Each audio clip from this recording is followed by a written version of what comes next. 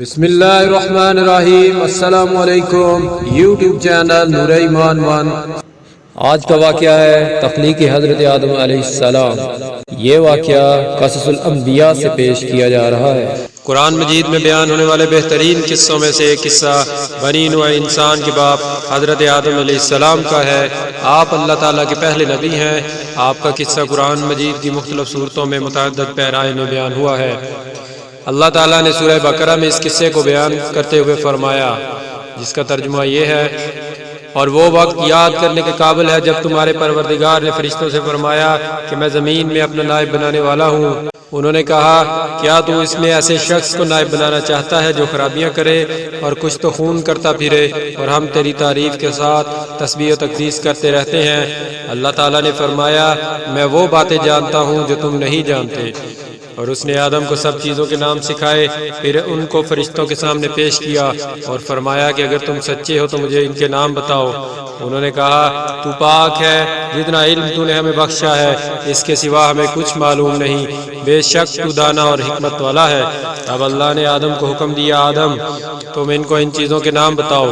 جب انہوں نے ان کے نام بتائے تو اللہ تعالیٰ نے فرشتوں سے فرمایا، کیوں میں نے تم سے نہیں کہا تھا کہ میں آسمانوں اور زمین کی سب پوشیدہ باتیں جانتا ہوں، اور جو تم ظاہر کرتے ہو، جو پوشیدہ کرتے ہو، سب مجھ کو معلوم ہے۔ اور جب ہم نے فرشتوں کو حکم دیا کہ آدم کے آگے سجدہ کرو تو وہ سب سجدے میں گر پڑے، مگر شیطان نے انکار کیا اور غرور میں آ کر کافر ہو گیا۔ اور ہم نے کہا، اے آدم تم اور تمہاری بیوی جنت میں رہو اور جہاں سے چاہو بے روک ٹوک کھاؤ پیو، اس درخت کے پاس نہ جانا، نہیں تو ظالموں میں داخل ہو جاؤ گے۔ پھر شیطان نے دونوں کو وہاں سے پھسلا دیا اور جس عیش و نشاط میں تھے اس سے ان کو نکلوا دیا۔ تب ہم نے حکم دیا کہ بہشت بری سے چلے جاؤ، تم ایک دوسرے کے دشمن ہو، اور تمہارے لیے زمین میں ایک وقت تک ٹھکانہ اور معاش مقرر کر دیا گیا ہے۔ پھر آدم علیہ السلام نے اپنے پروردگار سے کچھ کلمات سیکھے اور معافی مانگی تو اللہ نے ان کا قصور معاف کر دیا۔ بے شک وہ معاف کرنے والا اور صاحب رحم ہے۔ ہم نے فرمایا کہ تم سب یہاں سے اتر جاؤ، جب تمہارے پاس میری طرف سے ہدایت پہنچے تو اس کی پیروی کرنا، کہ جنہوں نے میری ہدایت کی پیروی کی ان کو نہ کچھ خوف ہوگا اور نہ وہ غمناک ہوں گے، اور جنہوں نے اس کو قبول نہ کیا اور ہماری آیتوں کو جھٹلایا وہ دوزخ میں جانے والے ہیں اور وہ ہمیشہ اس میں رہیں گے۔ سورہ بقرہ آیت نمبر 30 سے 39۔ اللہ تعالیٰ عیسائیوں کے عقیدہ ابنیت کے رد کے ساتھ ساتھ آدم علیہ السلام کی تخلیق کی وضاحت کرتے ہوئے ارشاد فرماتا ہے، ترجمہ: عیسیٰ کا حال اللہ کے نزدیک ایک آدم کا سا ہے کہ اس نے پہلے مٹی سے ان کا قالب بنایا، پھر فرمایا کہ انسان ہو جا، وہ انسان ہو گئے۔ سورہ آل عمران آیت نمبر 59۔ اسی طرح اللہ تعالیٰ نے سورہ حجر میں آدم علیہ السلام اور جنوں کی تخلیق کا تذکرہ فرمایا، ترجمہ: اور ہم نے انسان کو کھنکھناتے سڑے ہوئے گارے سے پیدا کیا ہے، اور جنوں کو اس سے پہلے بے دھوئیں کی آگ سے پیدا کیا گیا تھا۔ اور جب تمہارے پروردگار نے فرشتوں سے فرمایا کہ میں کھنکھناتے سڑے ہوئے گارے سے ایک بشر بنانے والا ہوں، تو جب میں اس کو صورت انسانیت میں درست کر لوں اور اس میں اپنی بے بہا چیز یعنی روح پھونک دوں تو اس کے آگے سجدے میں گر پڑنا۔ تو فرشتے سب کے سب سجدے میں گر پڑے مگر ابلیس، اس نے سجدہ کرنے والوں کے ساتھ ہونے سے انکار کر دیا۔ اللہ تعالیٰ نے فرمایا کہ ابلیس تجھے کیا ہوا کہ تو سجدہ کرنے والوں میں شامل نہ ہوا؟ اس نے کہا، میں ایسا نہیں ہوں کہ انسان کو جسے تو نے کھنکھناتے سڑے ہوئے گارے سے بنایا سجدہ کروں۔ اللہ تعالیٰ نے فرمایا، یہاں سے نکل جا، تو مردود ہے اور تجھ پر قیامت کے دن تک لعنت برسے گی۔ اس نے کہا کہ پروردگار مجھے اس دن تک مہلت دے جب لوگ مرنے کے بعد زندہ کیے جائیں گے۔ فرمایا کہ تجھے مہلت دی جاتی ہے وقت مقرر یعنی کہ قیامت کے دن تک۔ اس نے کہا کہ پروردگار جیسا تو نے مجھے رستے سے الگ کیا ہے، میں بھی زمین میں لوگوں کے لیے گناہوں کو آراستہ کر کے دکھاؤں گا اور سب کو بہکاؤں گا۔ ہاں اس میں جو تیرے مخلص بندے ہیں ان پر قابو پانا مشکل ہے۔ اللہ تعالیٰ نے فرمایا، مجھ تک پہنچنے کا یہی سیدھا رستہ ہے۔ جو میرے مخلص بندے ہیں ان پر تجھے کچھ قدرت حاصل نہیں کہ ان کو گناہ میں ڈال سکے۔ ہاں گمراہوں میں سے جو تیرے پیچھے چل پڑے، اور ان سب کے وعدے کی جگہ جہنم ہے، اس کے ساتھ دروازے ہیں، ہر ایک دروازے کے لیے اس میں سے جماعتیں تقسیم کر دی گئی ہیں۔ سورہ حجر آیت نمبر 26 سے 44۔ اللہ تعالیٰ نے آدم علیہ السلام کو اپنے ہاتھ سے پیدا فرمایا تاکہ ابلیس آپ علیہ السلام سے بڑائی کا دعویٰ نہ کرے۔ چنانچہ اس نے آپ کو انسانی صورت میں پیدا فرمایا۔ آپ جمعہ کے دن جس کی مقدار 40 سال کی تھی مٹی کے بنے ہوئے ایک جسم کی صورت میں پڑے رہے۔ فرشتے پاس سے گزرتے تھے تو اس جسم کو دیکھ کر ڈر جاتے تھے۔